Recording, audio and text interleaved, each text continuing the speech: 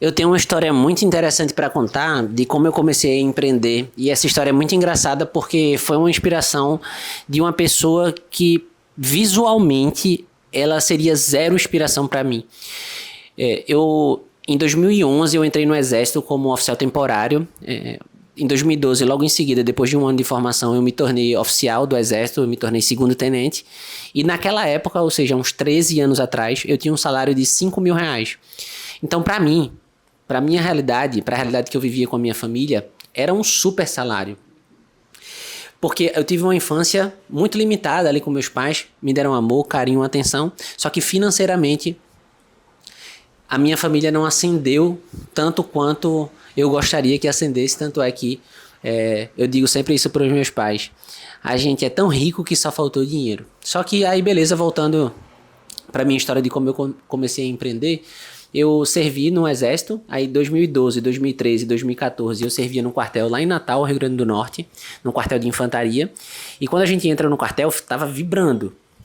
Eu era novo, tinha 19 anos, recebendo um bom salário, uma função, um posto, né, de segundo tenente, de oficial do Exército, de comandar soldado, de comandar seções, de você ser um chefe de uma seção ali de uma parte administrativa do quartel. Então eu vivenciei muito esse início do Exército com muita vibração, engraxava meu coturno todos os dias, passava a farda, não tinha barba. Só que em 2015 eu fui transferido para um outro quartel, um quartel em João Pessoa. E quando eu cheguei nesse quartel, eu fui ser chefe do serviço de aprovisionamento, que é a parte da cozinha. Então eu era responsável por fazer as licitações dos gêneros de alimentação, receber os gêneros, carne, né, a comida do dia a dia. E eu tinha uma equipe lá, eu tinha uma equipe de uns 5 sargentos, 5 cabos e uns 25 soldados. Eu era o chefe desse setor e tinham essas pessoas sobre a minha gestão. Era um cargo administrativo e tinha uma parte do comando ali que é normal no Exército, né? Eu não sei se você já serviu no Exército, mas é assim que funciona, a hierarquia. Então os sargentos eles eram abaixo de mim. Apesar deles terem mais idade, a forma que o Exército constrói os cargos permite que um tenente novo ele seja superior hierarquicamente a um sargento. Tá? É assim na polícia, é assim no Exército, é assim na Marinha, é assim na Aeronáutica, porque o Exército tem carreiras de oficiais e carreira de praças, né? E os sargentos que eram subordinados, eles eram técnicos, eles tinham funções específicas e eu ficava mais na parte gerencial de todo ali, como se eu fosse um grande responsável ali por essa turma. E dentro dessa equipe tinha um sargento Omar, que era uma figura, ele estava bem acima do peso, ele tinha por volta de uns 45 anos, ele era terceiro sargento. No Exército a hierarquia funciona de baixo para cima, primeiro vem o terceiro sargento, depois o segundo sargento, depois o primeiro sargento. Então é como se fosse uma posição de pódio, né? O primeiro é porque ele chegou em primeiro. Então esse sargento Omar, ele era o terceiro sargento, era o sargento ali com nível mais baixo, né, na hierarquia. E ele era sargento porque ele era do quartel desde a década de 90, entrou como um soldado e estabilizou no Exército, que naquela época soldado podia estabilizar como soldado, depois virou cabo, depois ele virou sargento no final de carreira. E esse cara, ele estava bem acima do peso, ele era engraçadíssimo, passou boa parte da vida dele como soldado, gente boa, finíssima, sargento Omar. E ele tinha poucos dentes na boca, acho que por falta de atenção na época, acho que ele foi perdendo os dentes, usava uma chapa. E ele foi cozinheiro, então ele ficava responsável pela parte da cozinha ali, da parte operacional, que os soldados que faziam a comida no dia a dia. Então a função dele basicamente era chegar cedo no quartel, cuidar do café da manhã. Então ele chegava bem cedo, acho que 4h30, 5 horas da manhã ele já estava lá no quartel, tomava conta do café da manhã, garantia que os soldados não iam deixar faltar nada e também adiantava o almoço. Mas ele ia embora cedo, depois de meio-dia, ali 1h, ele ia embora porque ele chegava mais cedo. Esse era o combinado e quando eu cheguei já era assim. E esse sargento, ele tomava conta lá da cozinha quando eram umas 10 horas, assim, quando o almoço estava bem adiantado, porque o almoço 10h30, 11h já tem que estar pronto. Ele ia lá no escritório, que eu ficava com os outros sargentos que eram mais administrativos, e ele sentava lá numa cadeira e não dava 2 minutos o sargento Omar estava dormindo, boca aberta, Inclusive na galeria do meu celular eu tenho várias fotos dele lá dormindo, porque eu ficava sacaneando, porque, poxa, era engraçado a situação, ele tava lá, cansado, tinha chegado super cedo, mais cedo do que todo mundo, todos os dias ele fazia aquela rotina de segunda a sexta, então eu até perguntava, o que é que tem, o Omar só chega aqui e dorme em 2 minutos, né? E os outros sargentos me falaram, Rodrigo, é Gunther, né, que meu nome de guerra era Tenente Gunther. E eles falam, tenente, o sargento Omar só vive trabalhando de noite, é cheio de dinheiro. Aí chega aí e fica dormindo. Aí eu vi aquela... Externalizei aquela informação, mas não levei a sério, né? Pô, esse cara vai trabalhar o quê? Não sei. Então, ele era uma... Só que ele era uma figuraça, desenroladíssimo, fazia tudo do quartel. Todas as comidas que você imaginar, ele sabia fazer. Desde panificação, croissant, pão de queijo, fazendo tudo do zero ali. Ele sabia fazer sushi. Então... Ele era super desenrolado. E esse quartel que a gente servia tinha muitos eventos para autoridades, convidados. É normal ter esses eventos comemorativos, de chamar governadores. Então, ele que comandava essa parte de evento, da produção da comida. Apesar de ser um pouco desmantelado, como a gente chama aqui no Nordeste, um pouco atrapalhado, ele cumpria a missão muito bem. Grande Sargento Omar, gente boníssima, todo mundo do quartel gostava muito dele. E como ele tinha sido soldado o tempo inteiro nesse quartel, ele tinha 30 anos, quase 30 anos naquele quartel, então ele tinha passado por muitos comandantes. Os comandantes são generais, e de vez em quando os generais faziam algumas festas na casa dele, uma festa particular, e chamavam um soldado ali para poder fazer um extra, né? Ali uma coisa de um churrasco, receber algum tipo de autoridade, isso era comum no exército. E esse sargento Omar, na época que ele era soldado, ele ia sempre dar esse apoio na casa, nas festividades da casa desses militares, né? E eu não sei se você já fez algum evento na sua casa, vez ou outra a gente precisa de um refratário, de um prato, de um guardanapo de pano, de um talher diferente, algum pegador que faltou.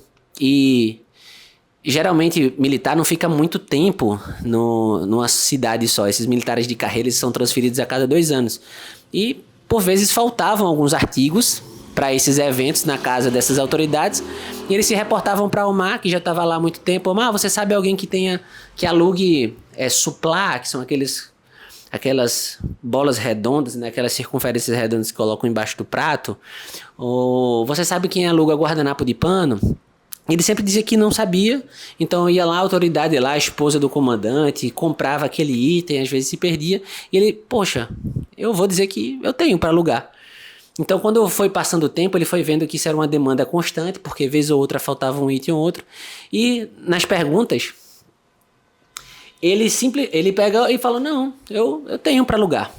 Eu tenho para alugar. E aí ele começou a comprar esses itens do bolso dele, do salário dele, e alugava um conjunto de prato, um conjunto de suplá, um conjunto de, às vezes, som, iluminação. Ele começou a comprar várias coisas desse tipo e alugar para essas autoridades. E com o tempo, ele foi criando um estoque grande dessas coisas, né? Então, basicamente, foi essa história do Sargento Omar, mas o que me surpreendeu foi o seguinte, o que é que me fez empreender?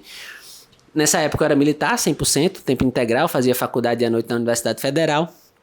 E aí, certo dia, eu estava saindo de um encontro de jovens, coisas da igreja, na casa de um dos participantes lá desse grupo de jovens, e essa reunião tinha sido na casa dele, que era numa casa de condomínio de luxo, lá em João Pessoa, num condomínio bem luxuoso, com aquelas entradas, com aquelas guaritas de portões individuais, aqueles portões para morador e para visitante, aqueles portões de saída, toda aquela coisa bonita. E esse sargento Omar, eu lembrava que no quartel ele chegava de manhã cedo com um carro todo amassado, era tipo uma Fiat Strada, que era aquela para levar os equipamentos que ele alugava. E ele chegava com ela toda abarrotada, amassada, acho que de tanto trabalhar, alugar coisas para cima e para baixo.